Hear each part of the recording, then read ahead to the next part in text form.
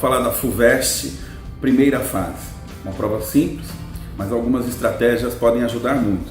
Estratégias baseadas em aspectos, características da prova em vestibulares anteriores. Então vamos falar de duas que são decisivas, aí, o texto e a pergunta. Textos, nós temos dois. Distribuem-se ali duas perguntas em um, três em outro. Escolha o texto mais simples, aquele em que você identifica o assunto nas primeiras linhas, no parágrafo inicial. Isso deve facilitar a tua resolução, garantir uma chance de pontuação.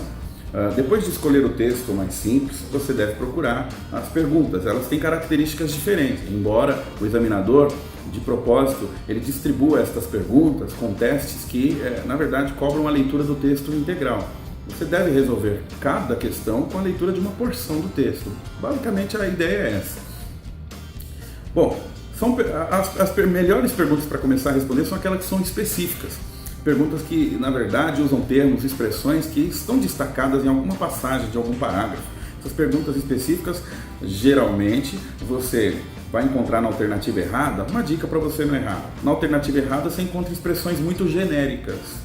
Já numa questão, o contrário, numa questão mais abrangente, mais geral, a questão de compreensão global do texto, aquelas que cobram o foco principal, a ideia do texto, essas questões, na alternativa correta, você já encontra enunciados que tendem a ter uma abrangência informativa mais ampla em relação ao parágrafo do texto, em relação ao conteúdo do texto.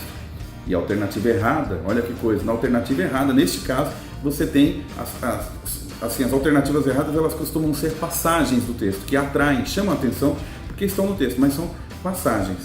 Então, muito interessante essa dica, escolha o texto mais simples, veja o tipo de pergunta, característica, ok? E não vá perder essa referência, perguntas gerais, perguntas específicas. Basicamente é isso, muita atenção, boa sorte, boa prova!